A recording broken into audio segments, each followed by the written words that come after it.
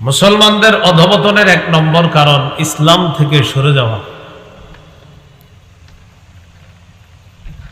আমরা যে দ্বীনের উপর অটল থাকবো, আমাদের পা যে মজবুত থাকবে, এটার একটা নীতিমালা আছে।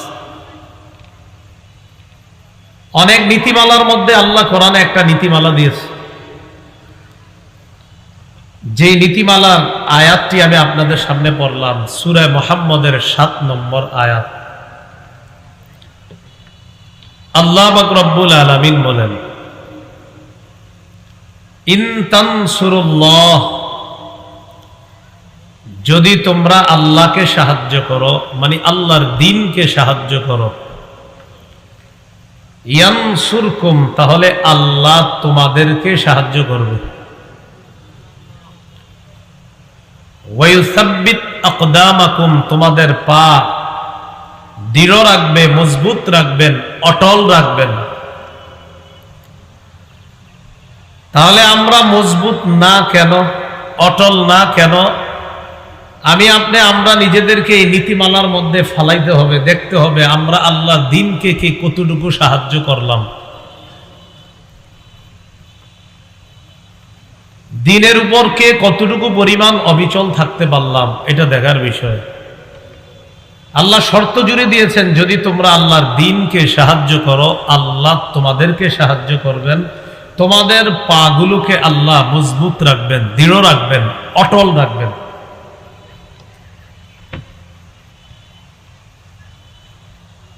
সূরা হজ ৩৯-৪০ নম্বর আয়াত। আল্লাহ পাক রব্বুল আলামিন বলেন, উযিনা লিল্লাযীনা ইউকাতালুনা বিআন্নাহুম যুলিমু ওয়া ইন্নাল্লাহা আলা নাসরিহিম লাকাদির। উযিনা, অনুমতি দেওয়া হলো, লিল্লাযীনা ইউকাতালুন, যাদেরকে আক্রমণ করা হচ্ছে তাদেরকে জিহাদের অনুমতি দেওয়া হলো। যাদেরকে আক্রমণ করা হচ্ছে তাদেরকে জিহাদের অনুমতি দেওয়া হলো। কেন? বিআন্নাহুম যুলিমু, কারণ যাদেরকে আক্রমণ করা হচ্ছে, বিআন্নাহুম যুলিমু, তাদের প্রতি জুলুম করা হয়েছে, তারা মাজলুম। এই আয়াতের উদ্দেশ্য হলো মক্কার ১৩ বছর ইউকাতালুনা, শুধু আক্রমণ করা হয়েছে মুসলমানদের উপর। ১৩ বছর শুধু আক্রমণ করা হয়েছে। সবর এবং সংযমের মাধ্যমেই জবাব দেওয়া ছাড়া আর কোনো অনুমতি ছিল না মুসলমানদের। ১৩ বছর শুধু সংযম আর সবর, এটাই জবাব। আক্রমণের জবাব কি? সবর, সংযম। ১৩ বছর পর উযিনা লিল্লাযীনা ইউকাতালুনা, যাদেরকে আক্রমণ করা হচ্ছে তাদেরকে জিহাদের অনুমতি দেওয়া হলো। কেন? বিআন্নাহুম যুলিমু, কারণ তাদের প্রতি অবিচার করা হয়েছে, জুলুম করা হয়েছে, তারা নির্যাতনের শিকার, তারা মাজলুম। ওয়া ইন্নাল্লাহা আলা নাসরিহিম লাকাদির, যারা মাজলুম, যাদের উপর আক্রমণ করা হয়েছে, তারা সংখ্যায় কম বেশি কোনো ব্যাপার না। আল্লাহ এই সংখ্যা, এটা কম হোক আর বেশি হোক, তাদেরকে বিজয়ী করতে আল্লাহ সক্ষম। তাদেরকে বিজয়ী করতে আল্লাহ সক্ষম। আল্লাযীনা উখরিজু মিন দিয়ারিহিম বিগাইরি হাক্কিন ইল্লা আন ইয়াকুলু রাব্বুনাল্লাহ,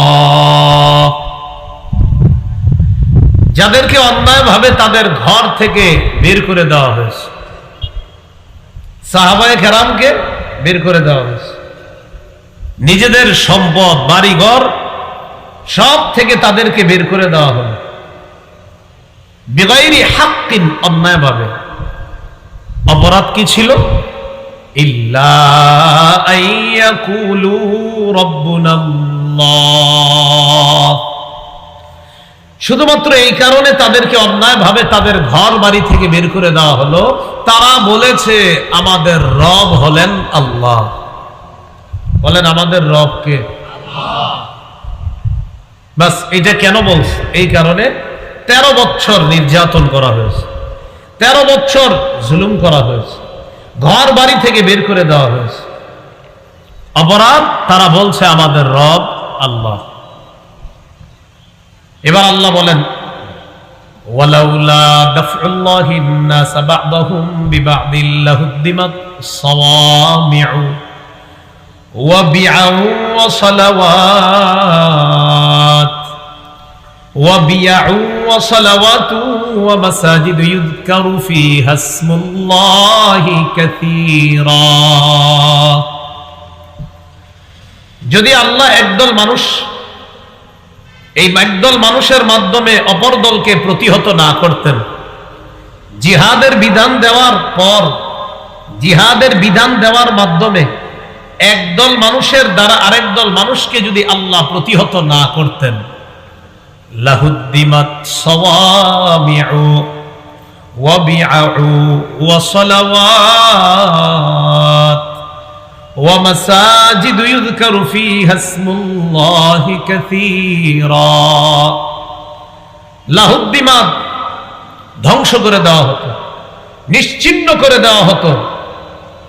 সাওয়ামি'ু খ্রিস্টানদের আশ্রম, সৌমা এর বহুবচন সাওয়ামি', খানকা বা আশ্রমকে বলা হয় সৌমা, এর বহুবচন হলো সাওয়ামি'।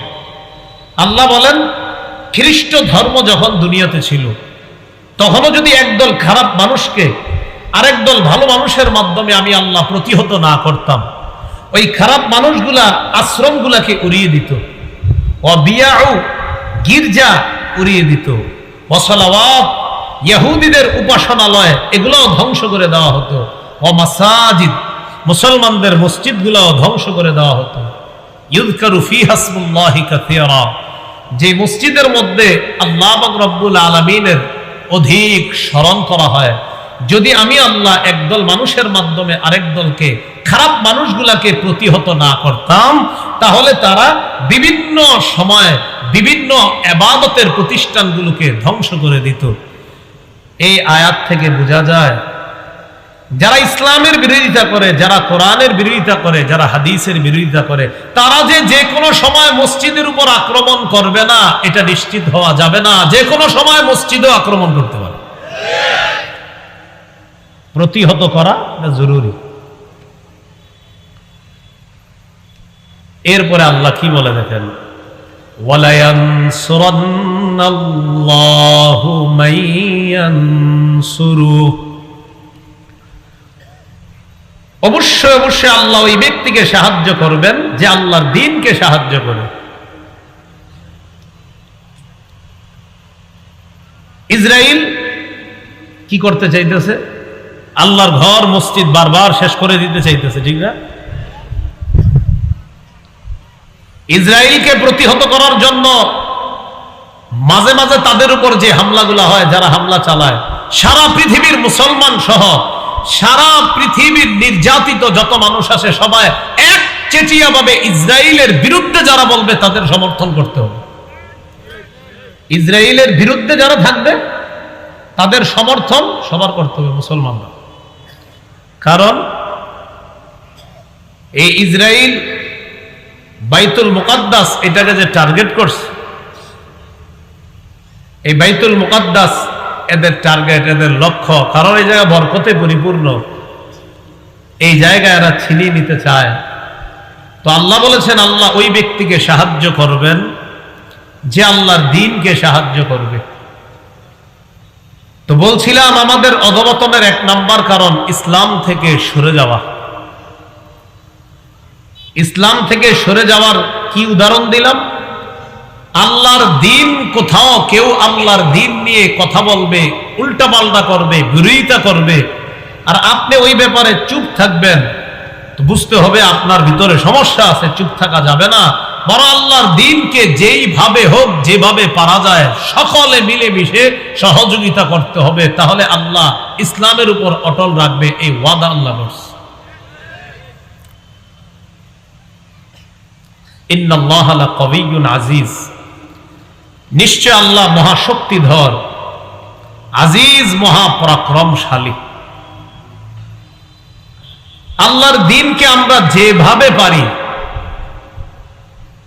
অর্থ দিয়ে হোক, অস্ত্র দিয়ে হোক, শরীর দিয়ে হোক, যেভাবে পারা যায় আল্লাহর দ্বীনকে সাহায্য করতে হবে। আল্লাহ আমাদের সকলকে এই কথাগুলা বুঝে শুনে আমল করার তৌফিক দান করুন। তাহলে ইসলাম থেকে যদি সরে যায় আমরা, বুঝতে হবে এটা আমাদের অধঃপতনের এক নাম্বার কারণ। কিছুদিন আগে বয়কট একটা স্লোগান উঠছে। কি স্লোগান? যে কোনো বিষয়ে আমরা বয়কট স্লোগান উঠাই। একটা নাটককে কেন্দ্র করে বয়কট স্লোগান উঠছে। তো যিনি নাটক করছে তিনি ক্ষমা চাইছে। তার মানে কি ক্ষমা চাওয়ার পর উনি যে কাজগুলা করতেছে ওইগুলা কি বৈধ? হ্যাঁ, ফেসবুকে স্ট্যাটাস দিচ্ছেন, তুমি যদি ক্ষমা না চাও তোমার নাটক দেখবো না, মানে হ্যাঁ ক্ষমা চাইলে যে হ্যাঁ নাটকটা দেখবেন, এটা ঠিক আছে? কি ঠিক? একজন বললেন ঠিক, মানে ঠিকটা কি?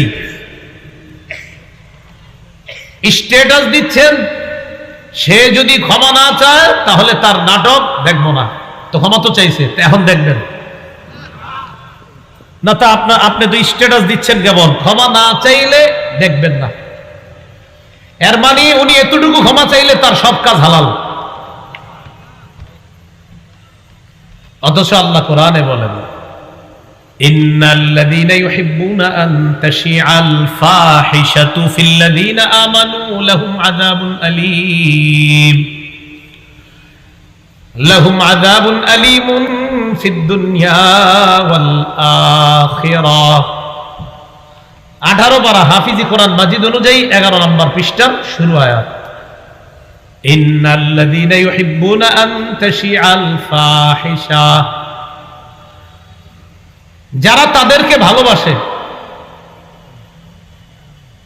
যারা এটা ভালোবাসে, আন তাশিআল ফাহিশা, যারা পছন্দ করে যে মুমিনদের মাঝে অশ্লীলতা ছড়িয়ে পড়ুক।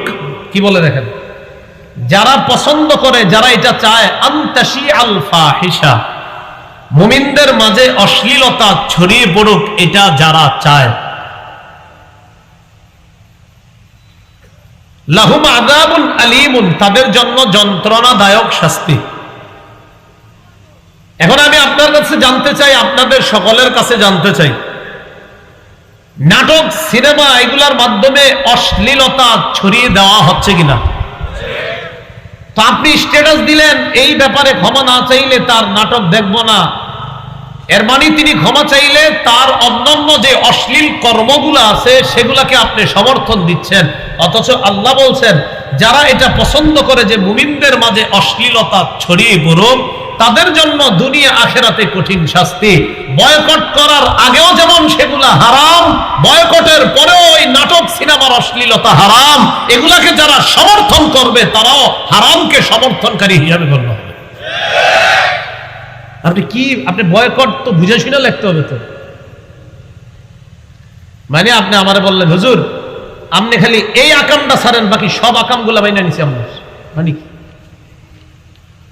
একজনে অপরাধ করতেছে 50টা, তা আপনি বললেন একটা ছাড়ে দেন, 49টা অপরাধ মাইনে নিতেছে।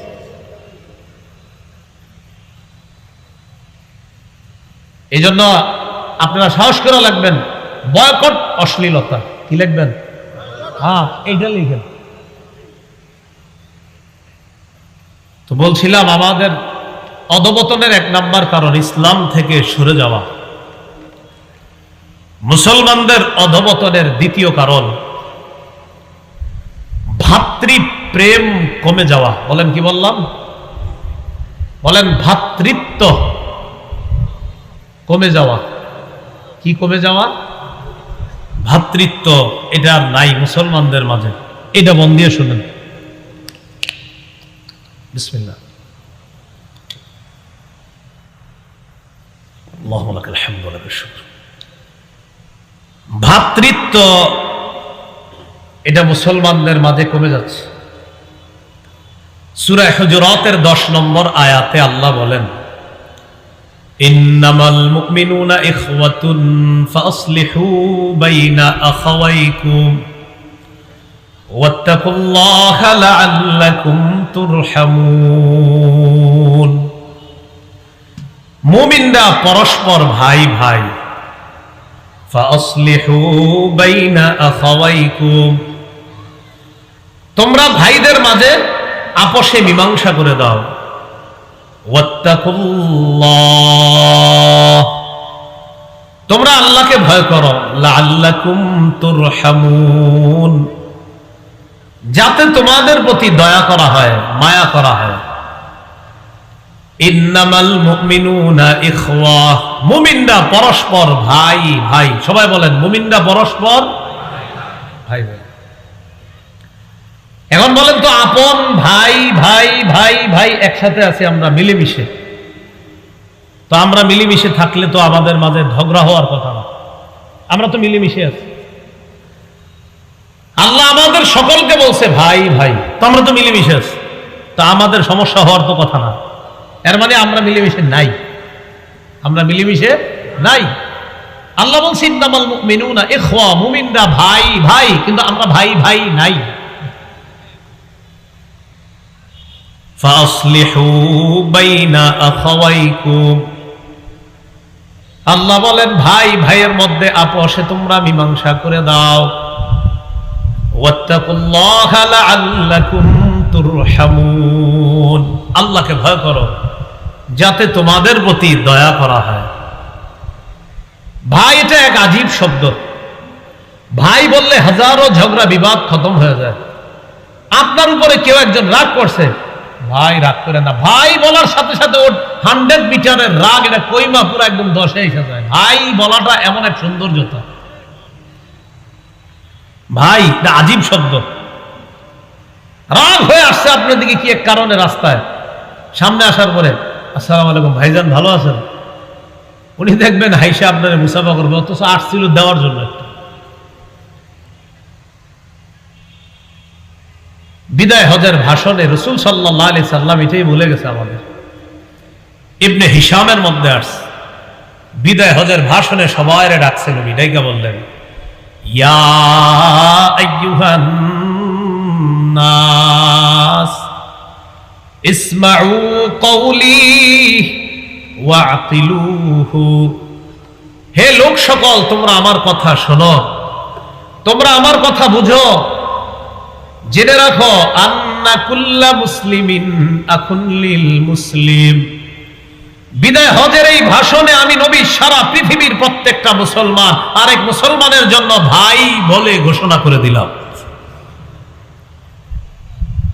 ওয়া আন্নাল মুসলিমিনা ইখওয়া, নবী বলেন মুসলমানদের সম্পর্কটা হলো ভ্রাতৃত্বের সম্পর্ক। ভ্রাতৃত্বের সম্পর্ক আজীব এক সম্পর্ক। আল্লাহ নবী বলেন বিদায় হজের মধ্যে আমি তোমাদেরকে বলে গেলাম, আন্নাল মুসলিমিনা ইখওয়া, মুসলমানদের সম্পর্কটা হলো ভ্রাতৃত্বের সম্পর্ক। এজন্য নবী এক বর্ণনায়, যে উম্মত আল্লাহ নবী দেখে যায় নাই তাদেরকেও ভাই বলে শোন, ভাই ভাই। যে উম্মতদেরকে নবী দেখে নাই তাদেরকেও নবীজি ভাই বলছে। সুবহানাল্লাহ। সহিহ মুসলিমের বর্ণনা 472 নম্বর হাদিস। কবর জিয়ারত করতে গেছে নবীজি, কবর জিয়ারত করতে গেছে। عن أبي هريرة رضي الله تعالى عنه قال أن رسول الله صلى الله عليه وسلم أتى المقبرة فقال السلام عليكم دار قوم مؤمنين وإنا إن شاء الله بكم لاحقون। রাসূলুল্লাহ সাল্লাল্লাহু আলাইহি সাল্লাম কবরস্থানে গেলেন।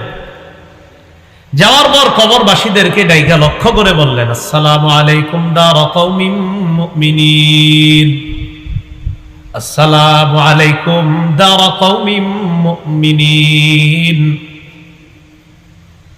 হে মুমিনরা,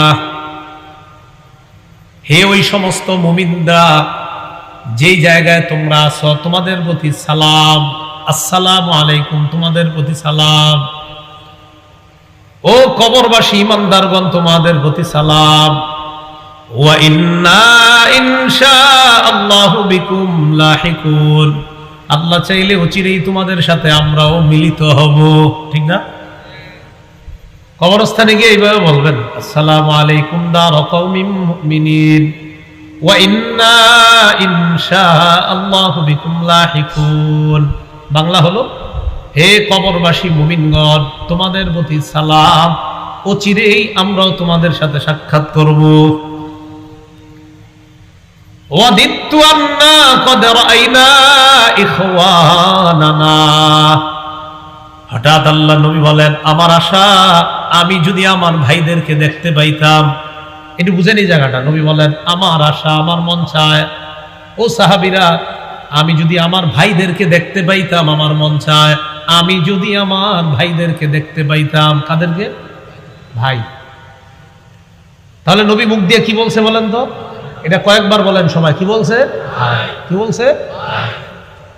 তো সাহাবীরা নবীজিরে বললেন, আওয়ালাসনা ইখওয়ানাকা ইয়া রাসূলুল্লাহ, হুজুর আমরা কি আপনার ভাই না? সুবহানাল্লাহ, হুজুর আমরা কি আপনার ভাই না? নবী বললেন, আনতুম আসহাবী, তোমরা হলে আমার সাহাবী। সুবহানাল্লাহ। তাহলে ভাই কারা? ইখওয়ানুনাল্লাযীনা লাম ইয়াতু বাদু, আমার ভাই হলো তারা যারা এখনো দুনিয়াতে আসে নাই। আমরা নবীজি বললেন, আমার ভাই তারা যারা এখনো দুনিয়াতে আসে না। তো সাহাবীগণ বললেন, হুজুর এদেরকে আপনি চিনবেন কিভাবে, এরা যে আপনার ভাই? রাসূলুল্লাহ সাল্লাল্লাহু আলাইহি সাল্লামকে সাহাবীগণ জিজ্ঞাসা করলেন, কাইফা তা'রিফু মিন উম্মাতিকা, হুজুর আপনার উম্মতের মধ্যে ওই সমস্ত মানুষগুলা, কাইফা তা'রিফু মান লাম ইয়াতি বা'দু মিন উম্মাতিক, আপনার উম্মতের যে এখনো আসেই নাই, যারা দেখেন নাই, কিভাবে চিনবেন এটা আপনার ভাই? নবীজি বললেন, শোনো, আরাআইতা লাউ আন্না রাজুলান লাহু খাইলুন গুররুম মুহাজ্জালাতুন বাইনা খাইলিন দুহমিন বুহমিন আলা ইয়ারিফু খাইলা। একটু বুঝেন কি কয়।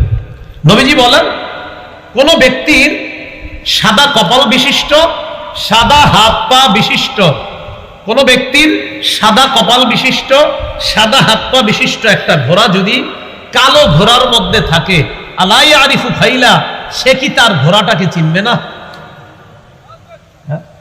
নবী বললেন, কোন ব্যক্তির সাদা কপাল বিশিষ্ট আর সাদা হাত পা বিশিষ্ট ঘোড়া, এটা যদি কালো ঘোড়ার মধ্যে থাকে, সে কি তার ঘোড়াটাকে চিনবে না? তো সাহাবীরা বললেন, হুজুর এটা তো সহজ, কালো ঘোড়ার মধ্যে সাদা, এটা এই প্রাণী চিনা তো এটা সহজ।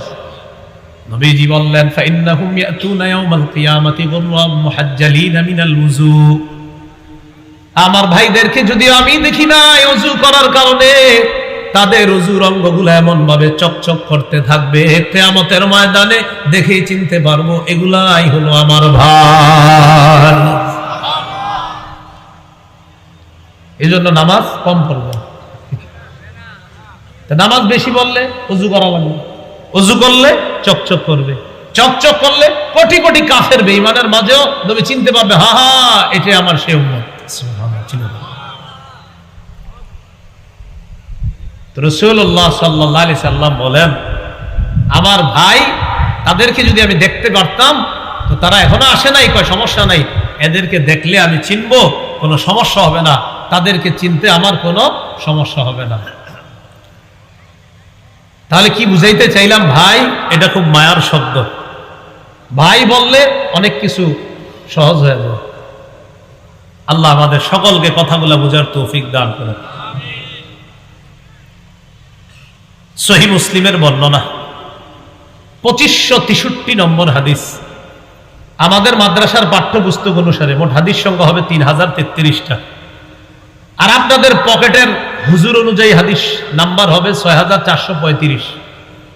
পকেটে তো একটা লাইব্রেরি নিয়ে ঘুরেন আপনারা অনেকে, এটা মিলান, আবার হুজুরে যে কইতাছে দেখি মিলেনি। হ্যাঁ, তো এটা না মিললেও সমস্যা ছিল না, এরপরেও এটা আপনাদেরকে খাতির করে বলে দিলাম আর কি। এটা না মিললে সমস্যা নেই, আমি যেটা বলছি এটাই আন্তর্জাতিক ওয়ার্ল্ডে ফলো করা হয়, আপনাদের পকেটে যেটা এটা ওয়ার্ল্ডে ফলো করা হয় না, আমার তার এরপরে বলে দিলাম 6435। এটা কি হিসাবে? পকেটে যে হুজুরে নিয়ে আসেন।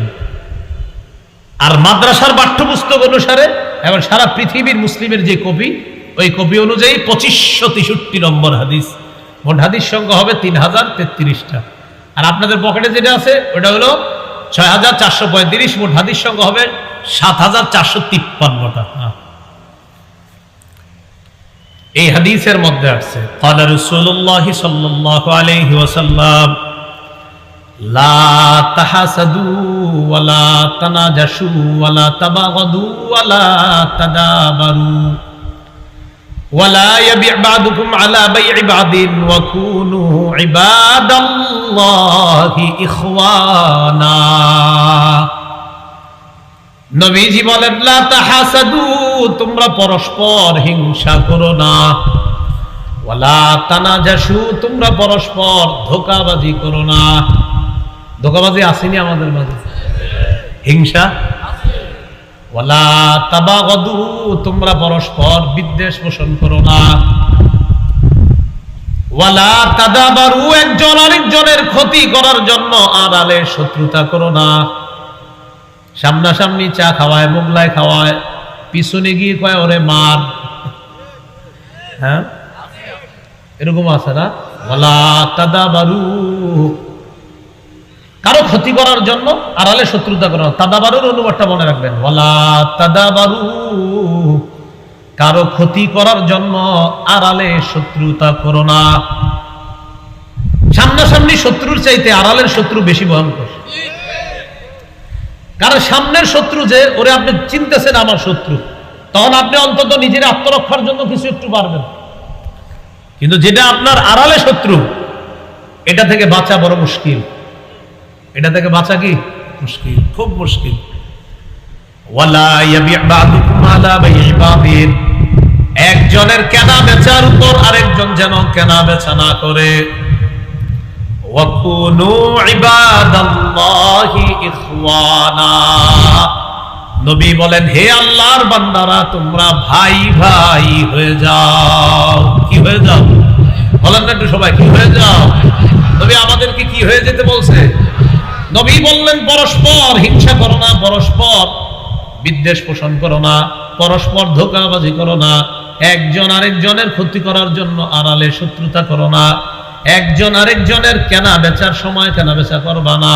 হে আল্লাহর বান্দারা, তোমরা সবাই ভাই ভাই হয়ে যাও। নবী বলেন তোমরা সবাই ভাই ভাই হয়ে যাও। তো বলছিলাম আমরা পিছিয়ে পড়া মুসলমানরা, আমাদের ওই যে আমরা যে বলি যে আমরা হুজুর কেন একটু পিছিয়ে আছি, দ্বিতীয় কারণ আমাদের ভাতৃপ্রেম কমে যাওয়া। ভাতৃত্ব বোধ যেটা থাকা দরকার ছিল, এই ভাতৃত্ব আমাদের মাঝে নাই। আমরা খালি বলি মুসলমান ভাই ভাই, আসলে কিছুই নাই বলি আমরা। এরপর রাসূলুল্লাহ সাল্লাল্লাহু আলাইহি সাল্লাম বলেন আত-তাকওয়া হাহুনা,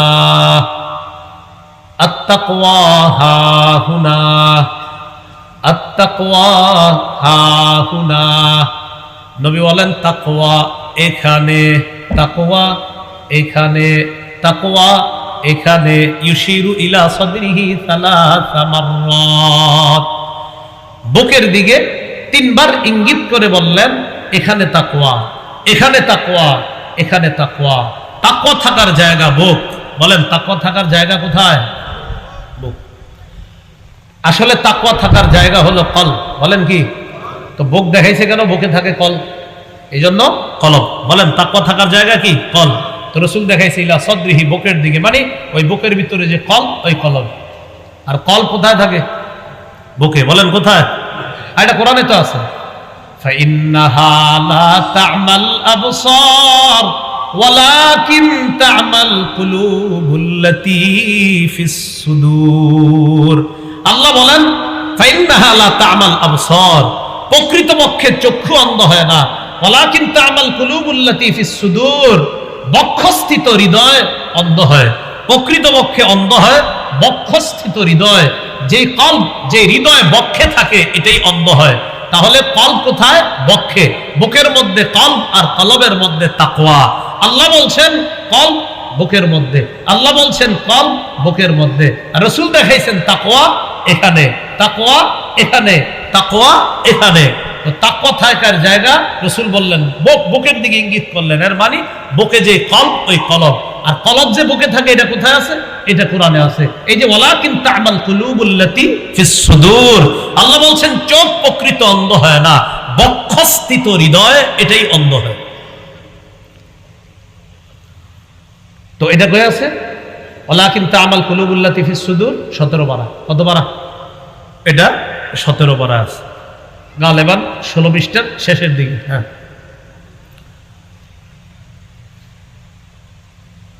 এরপর রাসূলুল্লাহ সাল্লাল্লাহু আলাইহি সাল্লাম বলেন বিহাসবি ইমরিইম মিনাশ শাররি আইয়াহতিরাকাহুল মুসলিম, কোন মুসলমান অপরাধী হওয়ার জন্য এতটুকুই যথেষ্ট, কোন মানুষ অপরাধী হওয়ার জন্য এতটুকুই যথেষ্ট, আইয়াহতিরা আখাহুল মুসলিম, সে তার মুসলমান ভাইকে তুচ্ছ তাচ্ছিল্য করা। সামনে আসুন তো, এই দেখেন আমার দিকে তাকান, আসুন সামনে। কোন মানুষ, এই দেখেন রাসূল কি বলছে, বিহাসবি ইমরিইম মিনাশ শাররি আইয়াহতিরা আখাহুল মুসলিম, কোন মানুষ খারাপ হওয়ার জন্য এতটুকু যথেষ্ট, আমি আমার কোন মুসলমান ভাইকে সামান্য তুচ্ছ তাচ্ছিল্য করা কোনো কারণ ছাড়া, রাসূল বলছেন তুমি খারাপ হওয়ার জন্য এতটুকুই যথেষ্ট।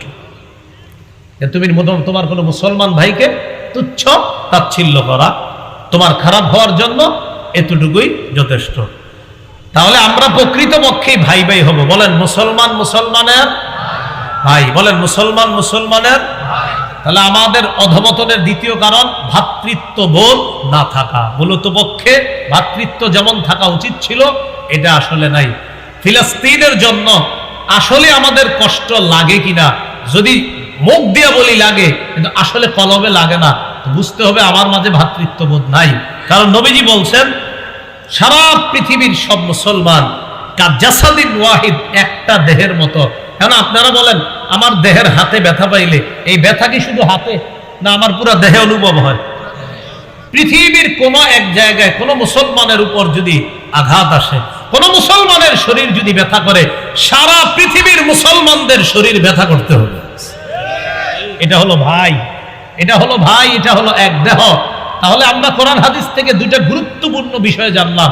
এক হলো ভাই, আর রাসূল বলছে ভাই মানে একটা দেহ, তোমরা সবাই একটা দেহ, এক দেহ, তোমরা এক দেহ, তোমরা পুরো পৃথিবীর মুসলমান, একটা শরীর, একটা দেহ। এবার দেখেন কবরস্থানে, কবরের সামনে বৈশা নবীজি সাল্লাল্লাহু আলাইহি সাল্লাম কান্না করছে। কবরের সামনে বৈশা নবীজি কান্না শুরু করে দিয়েছে। কান্না করতে করতে এক পর্যায়ে ওই অবস্থায় সাহাবায়ে কেরামকে রাসূল সাল্লাল্লাহু আলাইহি সাল্লাম সম্বোধন করছে, ও ভাই সব বইলা। কি বইলা সম্বোধন করছে? ও ভাই সব, এই বইলা সম্বোধন করছে কবরের সামনে। ইবনে মাজাহ 4195 নম্বর হাদিস আছে। ইবনে মাজাহ 4195 নম্বর হাদিস। বারা ইবনে আযিব রাদিয়াল্লাহু তাআলা আনহুর বর্ণনা, তিনি বলেন কুন্না মা রাসূলিল্লাহি সাল্লাল্লাহু আলাইহি ওয়াসাল্লাম ফি জানাজা, নবীর সাথে এক জানাজায় আমরা ছিলাম, নবীর সাথে এক জানাজায় অংশগ্রহণ করলাম। জানাজার অংশগ্রহণ করার পর কবরের সামনে আল্লাহর রাসূল বসে গেলেন। কি কয় দেখেন, জালাসা আলা শাফিরিল কবর, আল্লাহ নবী কবরের কিনারায় বসে গেলেন, কবরের পাশে বসে গেলেন। এই ব্যাপারে দেখবেন আমার মনে হয় লম্বা একটা বয়ান আছে, কবরের প্রথম রাত একটা বয়ান আছে না, ওইটা অনেক লম্বা, ওই জায়গা পুরো বিষয়টা আছে। তো একটু খালি শুনেন। নবীজি কবরের পাশে বসলেন, বসার পর ফাবাকা হাত্তা বাল্লাত সারাব, রাসূলুল্লাহ সাল্লাল্লাহু আলাইহি সাল্লাম কান্না শুরু করলেন। কান্না করতে করতে কি বলতেছে দেখেন, রাসূলের চোখের পানি দ্বারা মাটি ভিজে গেছে, মাটি। নবী এত পরিমাণ কান্না করলেন, নবীজির কান্নার কারণে মাটি ভিজে গেছে। এক পর্যায়ে আমাদের দিকে তাকায় বললেন, ও ভাই সব তোমরা শোনো, লিমিসলি হাযা ফাআইদ্দু, এই কবরে যাদেরকে রাখা হয়, তোমাকে আমাকে আমাদেরকে রাখা হবে। এই কবরে আজকে যাকে রাখা হচ্ছে তার যে অবস্থা হবে, তার যেমন মাটির নিচে রাখা হবে, তোমাদেরকেও মাটির নিচে রাখা হবে। অতএব তোমরা সবাই প্রস্তুতি নাও, লিমিস্তিহাজা ফাআইদ্দু। ওই মুহূর্তে নবী সবাইরে বলছে, ইখওয়ানি, ও ভাই সব, ও আমার ভাইয়েরা, তোমরা এই অবস্থার জন্য প্রস্তুতি গ্রহণ করো। ওই কঠিন মুহূর্তে নবী সাহাবীদেরকে বলেছিলেন, প্রিয় ভাই সব, এই কঠিন মুহূর্তের জন্য তোমরা প্রস্তুতি গ্রহণ করো।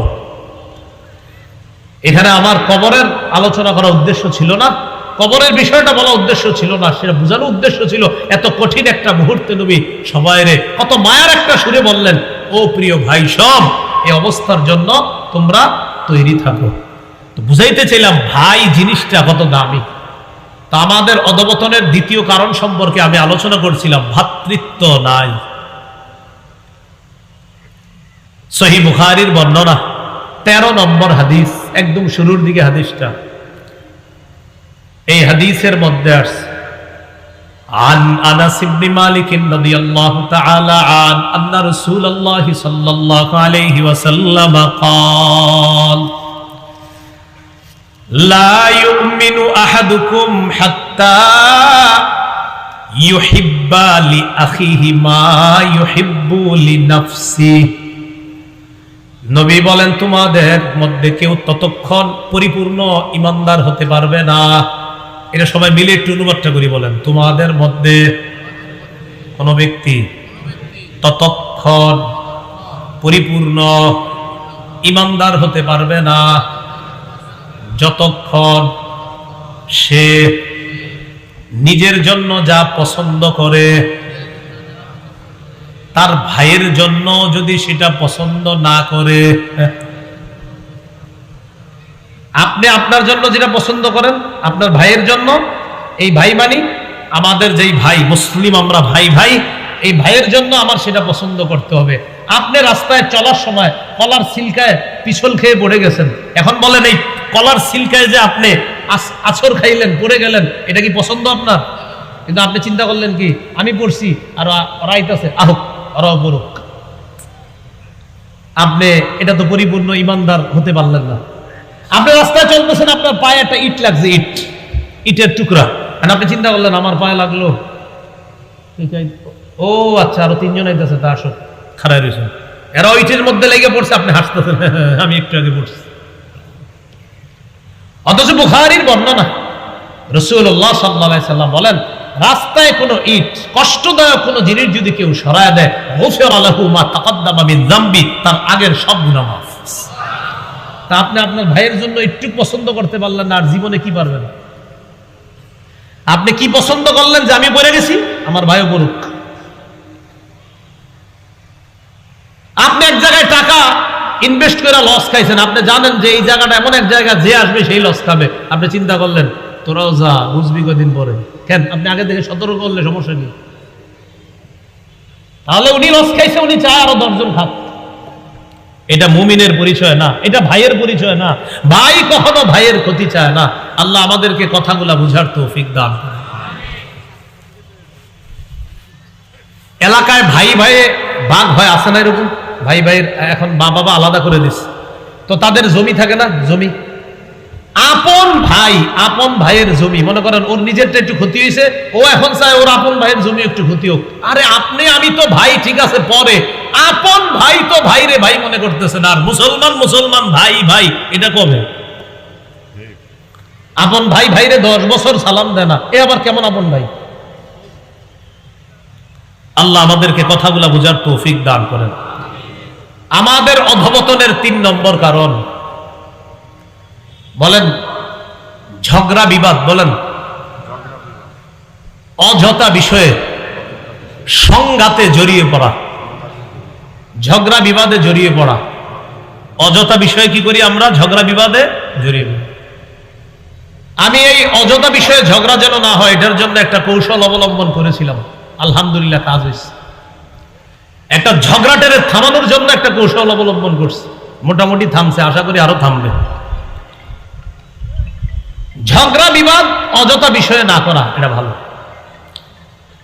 সূরা আনফালের 46 নম্বর আয়াতে আল্লাহ বলেন, ওয়া আতিউল্লাহা ওয়া রাসূলাহু ওয়া লা তানাযাউ ফাতাফশালু ওয়া তাযহাবা রিহুকুম।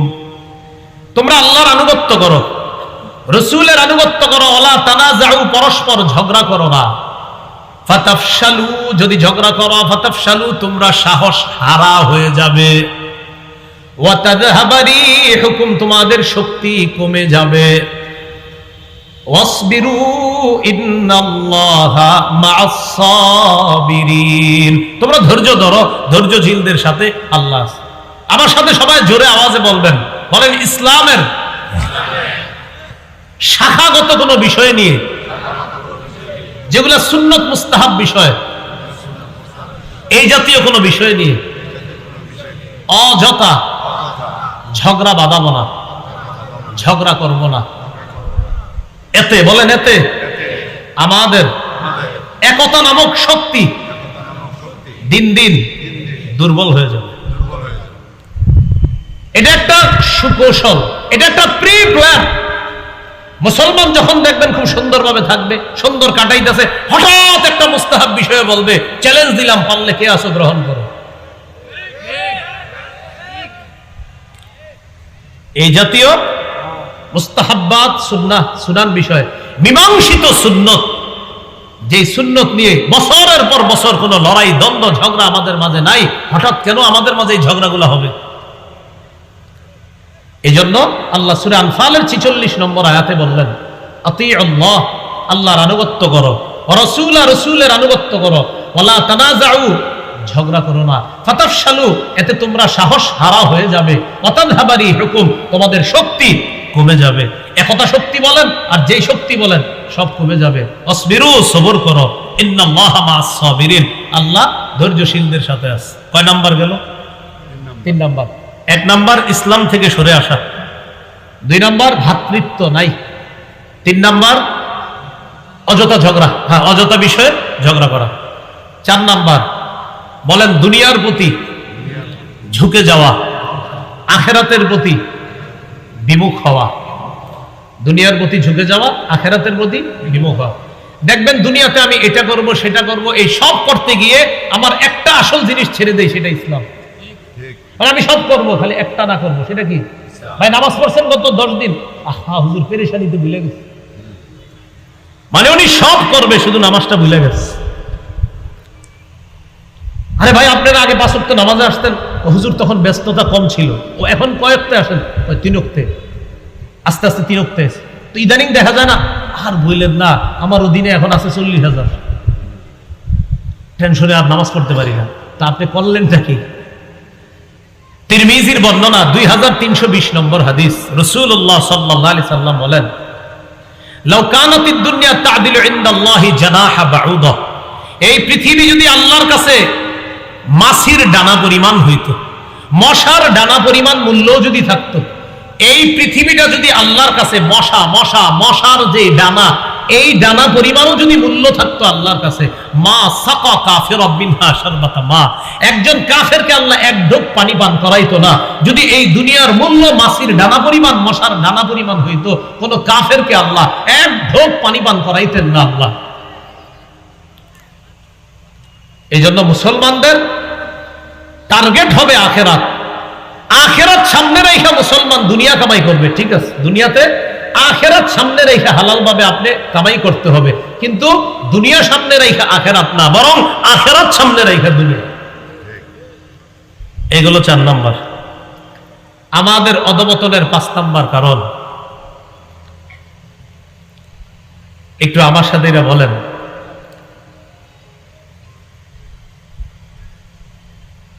বলেন আমাদের, বলেন সবাই, আমাদের অধিকার আদায় করার একটা সত্য নিয়ম আছে, এই নিয়মটা থেকে আমরা উদাসীন। তাহলে আমরা আমাদের অধিকার লক্ষ্য আদায়ের একটা সত্য নিয়মকরণ আছে, সত্য যেটা সঠিক, এটা থেকে আমরা একদম উদাসীন। সেটার নাম, সবাই বলেন সেটার নাম, আবার বলেন সবাই, আবার বলেন জিহাদ। মুসলমানদের অধিকার আদায়ের অনেক নিয়ম কারণ আছে, এর মধ্যে একটা সুন্দর নিয়ম আছে জিহাদ। এটা সম্পর্কে মুসলমান শুনলে কয় ইন্না লিল্লাহ ইন্না লিল্লাহ।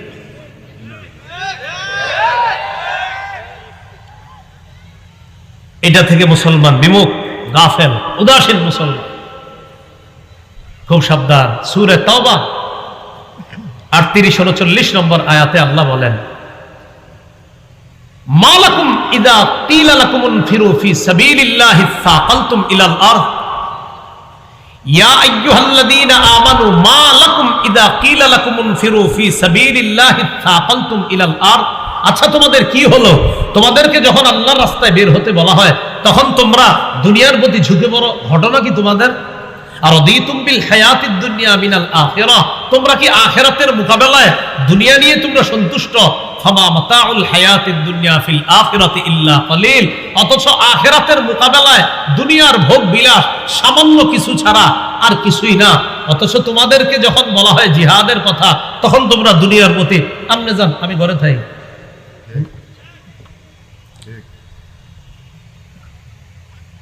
কারা কারা ইসলাম কায়েম করার জন্য আগামীকাল আমার সাথে রাস্তায় আসবেন? খতিব সাহেব ভাষণ দিয়েছে মসজিদে, মসজিদের সবাই হাত তুলছে। পরের দিন মা বাবা বুঝাইছে, হুজুরের কাম হুজুরে করতে দে, তুই গর্ব হয়ে থাক, বেরোবি না, আজকে তোর ঘর থেকে বেরোয়া বন্ধ। মুসলমান উদাসীন। আমাদের অধিকার আদায়ের নিয়ম কানুন শিখতে হবে, এটা ভুলে গেছে। সূরা তাওবা 39 নম্বর আয়াতে আল্লাহ বলে, ইল্লা তানফিরু ইউআযিবকুম আযাবান আলীমা, যদি তোমরা জিহাদে না যাও, যুদ্ধে না যাও, যদি এটা অস্বীকার করো, তোমাদেরকে তিনি কঠিন শাস্তি দিবেন। ওয়াস্তাবদিল কওমান গায়রাকুম, তোমাদের পরিবর্তে অন্য জাতিকে তিনি আনয়ন করবেন। হ্যাঁ, জিহাদের নিয়ম কানুন আবার আলেমদের থেকে শিখতে হবে। নিজে নিজে কোথাও গিয়ে একটা বাড়ি উড়িয়ে দিলেন আর বললেন এটাই জিহাদ, বিষয়টা এমন না। এটা আবার বুঝতে হবে, এটা আলেমদের থেকে আপনাকে জানতে হবে, বুঝতে হবে, শিখতে হবে। এই গেল 5 নম্বর। আমাদের অধঃপতনের 6 নম্বর, নেতৃত্ব শূন্যতা। বলেন কি? সবাই বলেন। আমাদের একজন আদর্শিক মুসলিম নেতৃত্ব শূন্যতা আছে আমরা।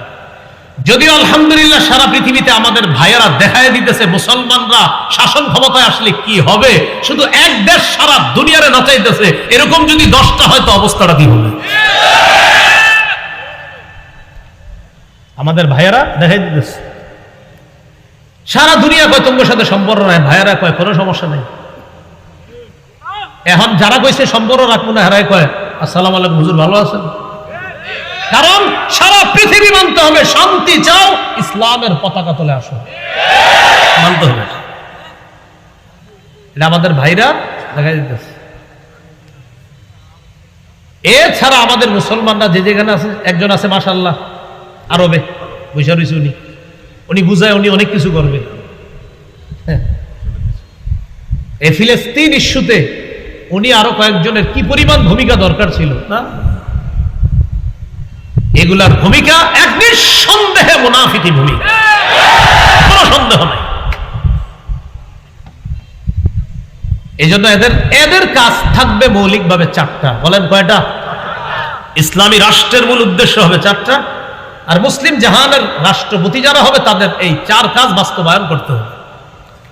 সূরা হজের 41 নম্বর আয়াতে আল্লাহ বলেন, আল্লাযীনা ইম্মাক্কান্নাহুম ফিল আরদি আকামুস সালাহ ওয়া আতাউয যাকাত ওয়া আমারু বিল মারুফ ওয়া নাহাউ আনিল মুনকার। আমি যাদেরকে ক্ষমতায় বসাই তাদের মৌলিক কাজ হবে 4টা। 1, আকামুস সালাহ, নামাজ কায়েম করবে। 2, ওয়া আতাউয যাকাত, যাকাত আদায় করবে। 3, ওয়া আমারু বিল মারুফ, নেক কাজের আদেশ করবে। 4, ওয়া নাহাউ আনিল মুনকার, অসৎ কাজ থেকে নিষেধ করবে। তো 6 নাম্বার আমাদের অধঃপতনের কারণ হলো আমরা মুসলিম নেতৃত্ব শূন্যতায় ভুগতেছি। 7 নাম্বার, এটা আমার সাথে একটু বলেন। বলেন, শত্রুকে বন্ধু বানানো। আল্লাহ বলে দিছে এ তোমার শত্রু, না আমি কই না আমার দোস্ত। আল্লাহ বলে দিছে এ তোমার শত্রু, এটা শত্রু শত্রু, না আমি কইতাছি দোস্ত দোস্ত দোস্ত। তো হইল কি? সূরা মাইদার 51 নম্বর আয়াতে আল্লাহ স্পষ্ট বলে দিচ্ছে, ইয়া আইয়ুহাল্লাযীনা আমানু লা তাত্তাখিযুল ইয়াহুদা ওয়ান নাসারা আউলিয়া। হে ঈমানদারগণ, ইহুদি খ্রিস্টানদেরকে বন্ধু বানাও না। কিন্তু আপনি বলতেছেন হুজুর আমি তো বন্ধু বানাই না, আপনার কার্যকলাপ কয় বন্ধু না, আপনি এদেরকে আব্বা বানান। আপনি মুখে না বলছেন বন্ধু না, কে বলছে বন্ধু না? আপনার আপনি যে বলছেন তাদেরকে বন্ধু হিসাবে আপনি গ্রহণ করেন না, আপনি কয়দিন গান না শুনে ছিলেন বলেন? গান শুনতেছেন আপনি, তো আপনি তাদের কৃষ্টি কালচার প্রতিনিয়ত কানে ঢুকাচ্ছেন। আপনি নাটক সিনেমা দেখতেছেন, তো তাদের কালচার দিয়ে আপনার এই অপবিত্র চোখকে অপবিত্র করতেছেন। আপনি কোথায় তাদেরকে বন্ধু বানান নাই? আপনি আটো শাটো খাটো ছোট পাতলা পোশাক পরতেছেন আর বলতেছেন না এরা আমার বন্ধু না। তো এই কালচার কার? আটো শাটো ছোট পাতলা পোশাক বাংলাদেশের নারীরা না পড়লেও পৃথিবীতে আছে, মানে বাংলাদেশে নাই। আপনারা দিয়ে কিছু কর না। আল্লাহ বলছে ইহুদি খ্রিস্টানদেরকে বন্ধু বানায় না। 7 নাম্বার কারণ, শত্রুকে বন্ধু বানাইছে। আল্লাহ বলে দিছে ওমাইয়া তাওয়াল্লাহু মিনকুম ফাইন্নাহু মিনহুম, তোমাদের মধ্যে যারা তাদেরকে বন্ধু হিসেবে গ্রহণ করবে সে তাদের অন্তর্ভুক্ত হবে। এই গেল 7টি কারণ আমাদের অধপতনের। সর্বশেষ 8 নাম্বার কারণ, বলেন আমার সাথে, যথাযথ সুরা ব্যবস্থা না থাকা। সুরা কি? এটা অনেক লম্বা আলোচনা। আমার দেখবেন ইসলামী রাষ্ট্র ব্যবস্থা নিয়ে লম্বা একটা আলোচনা আছে, এটাও আছে, প্রায় দেখছি অনেকে ছাড়ছে, এটা একটু দেখে নেবেন। ইসলামী রাষ্ট্র ব্যবস্থা কিভাবে কি হবে, ওখানে সুরা ব্যবস্থা নিয়ে আলোচনা আছে। তো সুরা ব্যবস্থা থাকলে আমাদের জন্য অনেক কিছু সহজ হয়ে যেত। সূরা আলী ইমরানের 159 নম্বর আয়াতে আল্লাহ বলেন ওয়াশাবিরহুম ফিল নবীরে বলছে সব বিষয়ে আপনি ফিল আমরি, বিভিন্ন বিষয় ইত্যাদি বিষয়, গুরুত্বপূর্ণ বিষয়, ওই বিষয় ইত্যাদি বিষয়ে তাদের সাথে আপনি আলোচনা করেন। তো সুরা মাশওয়ারা করা, পরামর্শ করা, এটার অনেক গুরুত্ব। কারণ কথা হলো আমাদের সবার একটাই কথা, হুজুর পরামর্শটা করবো কার সাথে? এই জন্য সুরা ব্যবস্থা এটা একটা যথাযথ থাকা দরকার ছিল। এইগুলা এই 8টা কারণ বললাম, মনে থাকবে না 8 কারণ। 1 নাম্বার ইসলাম থেকে সরে যাওয়া। 2 নাম্বারটা গুরুত্ব দিয়েছিলাম, বলতে কি ভ্রাতৃত্ব আমাদের নাই। আমরা সবাই বলি মুসলমান ভাই ভাই, আসলে নাই। এরকম আমরা বলি ভাই ভাই ভাই ভাই, কিন্তু নাই। এটা 2 নাম্বার। 3 নাম্বার কারণ ছিল আমরা পরস্পর অযথা বিষয়ে বিবাদে জড়িয়ে যাওয়া। 4 নাম্বার কারণ ছিল দুনিয়ার প্রতি আসক্ত হয়ে যাওয়া আর আখেরাতের থেকে আমরা বিমুখ হয়ে যাওয়া। 5 নাম্বার কারণ ছিল আমরা আমাদের মৌলিক অধিকার আদায়ের কিছু নিয়ম নীতি ছিল, এর মধ্যে একটা ছিল জিহাদ। এটার ব্যাপারে আমরা একদম টোটাল উদাসীন, এই পবিত্র বিধানটা সম্পর্কে আমরা জানি না। 6 নাম্বার আদর্শ একটা নেতৃত্ব দরকার ছিল আমাদের, এটা আমাদের নাই। 7 নাম্বার শত্রুরে আমরা বলি দোস্ত, শত্রুকে আমরা বলি বন্ধু। 8 নাম্বার একটা যথাযথ পরামর্শ কমিটি ব্যবস্থা থাকা দরকার ছিল। এই জন্য আসলে আমরা পিছিয়ে যাচ্ছি। তো আমি এই কথাগুলা কেন বললাম, আমাদের নীতি নির্ধারক ওলামায়ে হযরত যারা, তাদের কানে ওই কথাগুলো পৌঁছে যাবে। তো তাদের কানে যেন পৌঁছে, আপনাদের সবার কানেও পৌঁছে গেছে আশা করি। তো এই জন্য মানে আমার মনে হলো আর কি, এই কারণে আমার আরো আছে অবশ্যই কারণ। এই জন্য আমি মৌলিকভাবে 8টা কারণ বললাম, যে এই কারণে আমাদের পিছিয়ে যাওয়া। আরো অনেক কারণ আছে, কোরআন সুন্নাহ আরো পড়াশোনা করলে নিঃসন্দেহে আরো অসংখ্য কারণ বের হবে। আল্লাহ আমাদের সকলকে আমরা ভাই ভাই হয়ে থেকে যেন আমরা সামনের দিনগুলো আসলে আমাদের কি করণীয়, কি বর্জনীয়, আমাদের কি করা উচিত আর আমরা কি করতেছি, কি ছাড়া উচিত আর কি ছাড়ছি না, আমরা এই বিষয়গুলো যেন আমরা জেনে বুঝে আমরা আমল করতে পারি। আমাদের জীবনটা সুন্দর করে সাজিয়ে আখেরাতে আমরা একসাথে আল্লাহ রহমতের ছায়া তোলে আমরা যেন পুলসিরাত পার হয়ে জান্নাতে আবার সাক্ষাৎ করতে পারি। আল্লাহ তৌফিক দান করেন। সুবহানাল্লাহি ওয়া বিহামদিহি, সুবহানাকাল্লাহুম্মা ওয়া বিহামদিকা আশহাদু আল্লা ইলাহা ইল্লা আনতা আস্তাগফিরুকা ওয়া আতুবু ইলাইক।